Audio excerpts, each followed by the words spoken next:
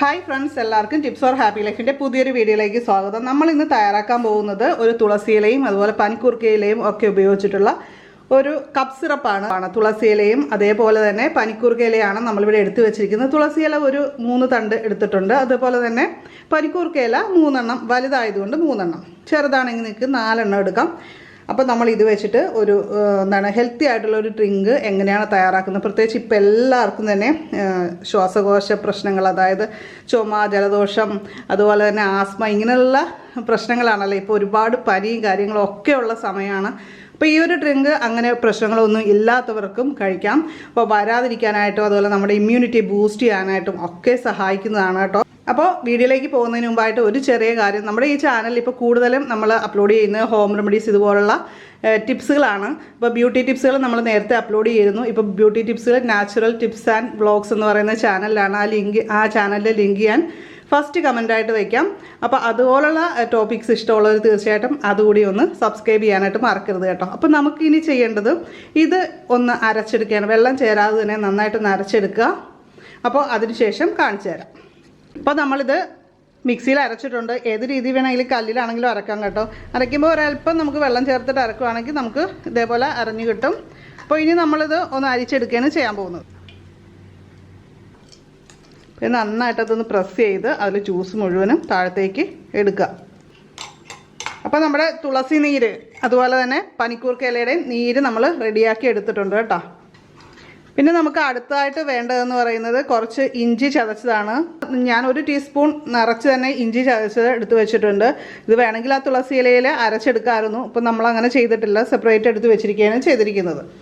അപ്പോൾ ഇഞ്ചിയും ഈ പറയുന്ന കഫക്കെട്ട്, ഇതിൻ്റെ പ്രശ്നങ്ങൾക്കെല്ലാം ബെസ്റ്റ് മെഡിസിനാണ്. നമുക്ക് വീട്ടിൽ ചെയ്യാവുന്ന ഏറ്റവും സൂപ്പറായിട്ടുള്ളൊരു കാര്യമാണ് ഇഞ്ചി ഉപയോഗിച്ചിട്ടുള്ളത്. ഇഞ്ചിയിലൂടെ നമ്മൾ അടുത്തായിട്ട് ആഡ് ചെയ്യുന്നത് കുരുമുളകാണ് കേട്ടോ. കുരുമുളക് ഒരു 5 or 6 കുരുമുളക് എടുക്കുക. നമ്മളൊരു പാൻ അടുപ്പത്ത് വെച്ചിട്ടുണ്ട്. അതിലേക്ക് 2 ഗ്ലാസ് വെള്ളമാണ് വെച്ചിരിക്കുന്നത്. ഇപ്പം നമ്മൾ കുരുമുളക് പൊടിച്ചിട്ടുണ്ട്, അത് നമുക്ക് ഇട്ട് കൊടുക്കാം. പൊടിക്കുകയല്ല കേട്ടോ, ചതക്കുകയാണ് ചെയ്തത്. അപ്പോൾ ചതച്ച കുരുമുളക് ഇട്ട് കൊടുക്കാം. അതേപോലെ തന്നെ നമ്മുടെ ഇഞ്ചിയില്ലേ, ഇഞ്ചി എടുത്ത് വെച്ചിരിക്കുന്നത് 1 സ്പൂൺ ഇട്ട് കൊടുക്കുന്നുണ്ട്. പിന്നെ അടുത്തായിട്ട് നമ്മൾ ചേർത്ത് കൊടുക്കുന്നത് നമ്മളെടുത്ത് വെച്ചിരിക്കുന്ന തുളസി ഇലയും പനിക്കൂർക്ക ഇലയുടെ ജ്യൂസ് ഇല്ലേ, അത് നമുക്ക് ചേർത്ത് കൊടുക്കാം.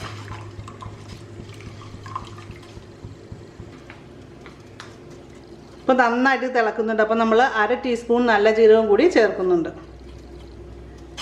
ഇത് നന്നായിട്ടൊന്ന് തിളച്ച് വരണം കേട്ടോ.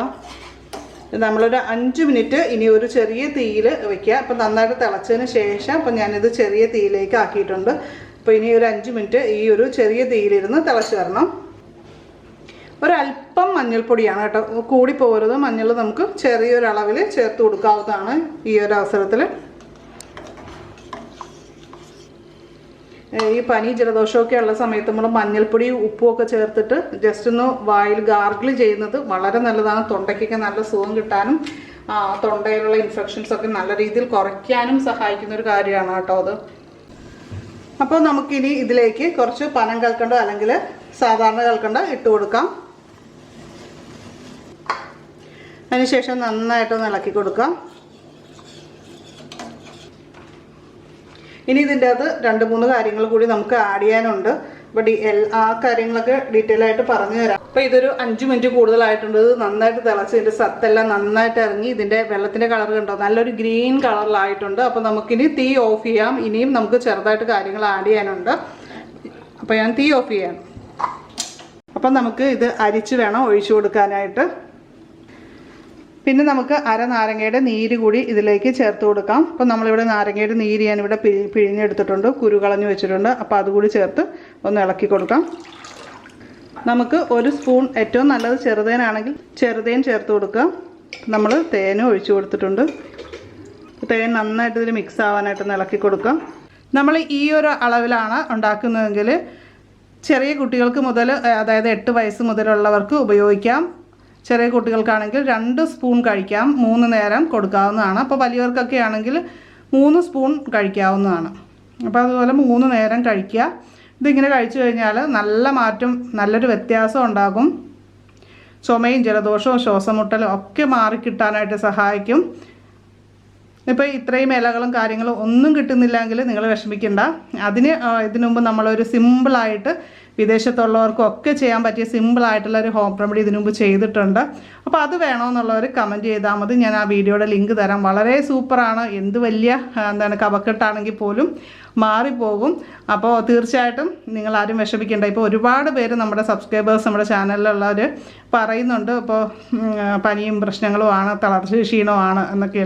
പനി കഴിഞ്ഞിട്ടുള്ള ക്ഷീണം മാറാനായിട്ട് ഉത്തമമാണ് കേട്ടോ ഇത്. അപ്പോൾ നമുക്ക് ഇതിൻ്റെ ഇലകളെല്ലാം തന്നെ ഒരുപാട് പോഷക ഗുണങ്ങളും ഔഷധ ഗുണങ്ങളും ഒക്കെ ഉള്ളതാണ്. ഈ ഒരു കോമ്പിനേഷൻ നിങ്ങൾ ഇതേപോലെ തന്നെ കുറച്ച് ദിവസം ഒരാഴ്ചയൊക്കെ കഴിക്കുക. തീർച്ചയായിട്ടും പെട്ടെന്ന് തന്നെ നല്ല എനർജി ലെവലിലേക്ക് വീണ്ടും തിരിച്ചു വരുന്നതാണ്.